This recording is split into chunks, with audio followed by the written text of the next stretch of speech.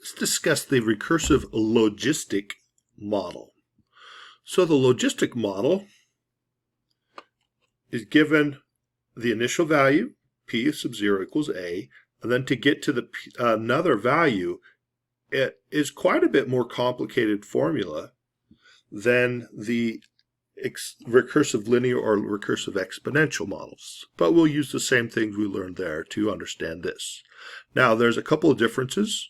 The k value. So some people think of this k as the carrying capacity constant, but all spelled with k. Carrying capacity constant. So that would be like down here, carrying capacity constant. That helps you remember k with a carrying capacity with a k. If you see the formula with the k is the one with the carrying capacity. Okay. So, the simple stuff first. The initial value is given in the definition of recursive models. Great. When it says the initial value is 1, that's obviously not right. The rate is 20%. That's the R value. The carrying capacity is 300. That's just taking a look at the formula as given and seeing what it represents. That type of analysis is useful if you have a story problem and you're trying to fit it to this type of model. And we'll see some of those in later videos. But for now, how do we use this model? So we're starting with p sub 0 equals 10. If I wanted to find p sub 1, I'd have to go through and put a 1 in everywhere I see an n. And it would give me a formula.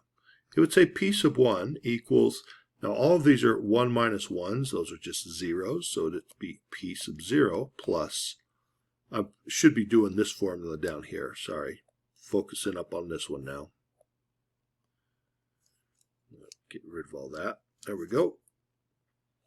So we'd have p sub 0 plus 0.2 times 1 minus p sub 0 over 300 times p sub 0. Wow, kind of a mess. However, we know what p sub 0 is, so now I'm going to plug in 10 everywhere it had a p sub 0. And this would say 10 plus 0.2 times 1 minus 10 over 300 times 10. Now we just need to work this out. So let's take a look at what we get.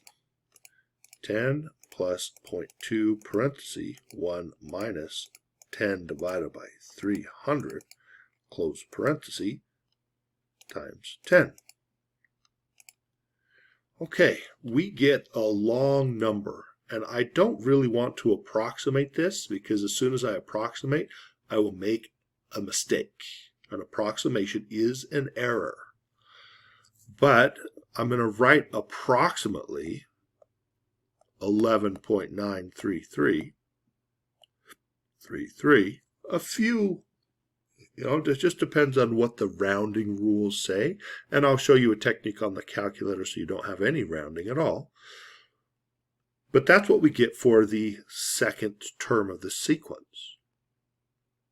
If I needed the next term, p sub 2, well, we know the basic process. We'd have to plug in 2 for all the n's in here to find p sub 2.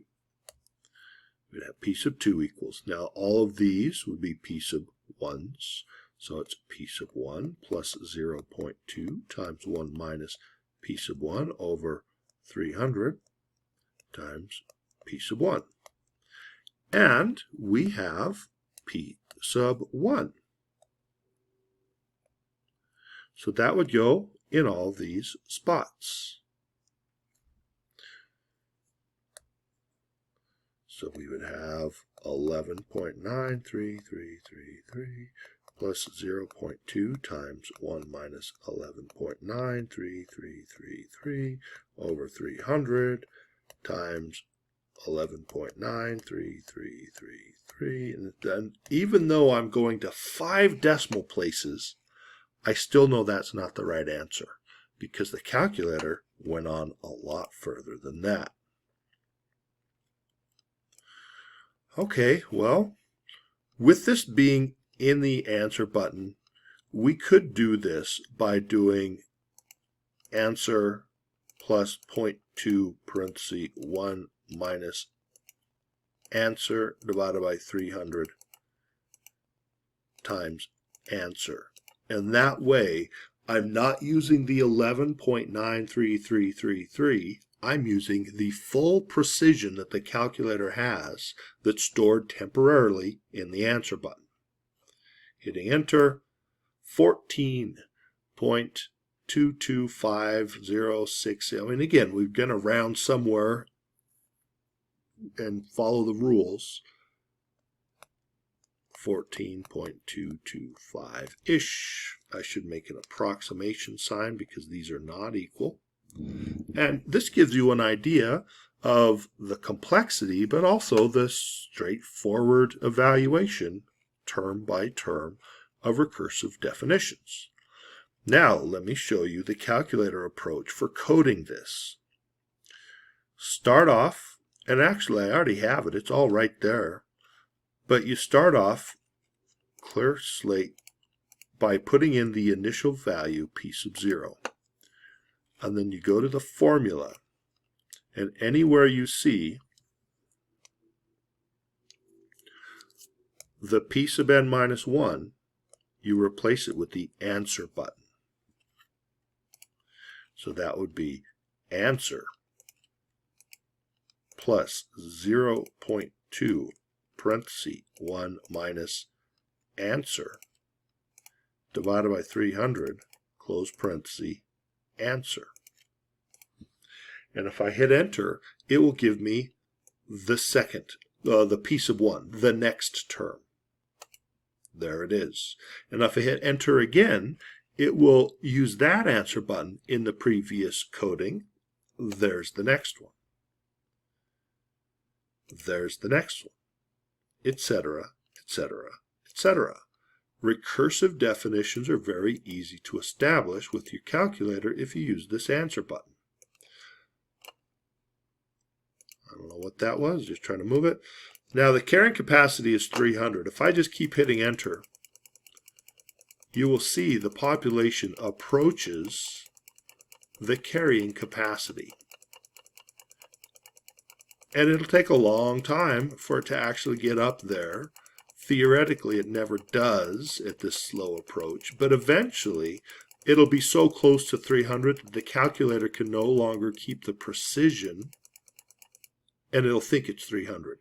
That's, again, a mistake. It never quite gets to 300, but it's so close to 300 the calculator can no longer tell it's not 300.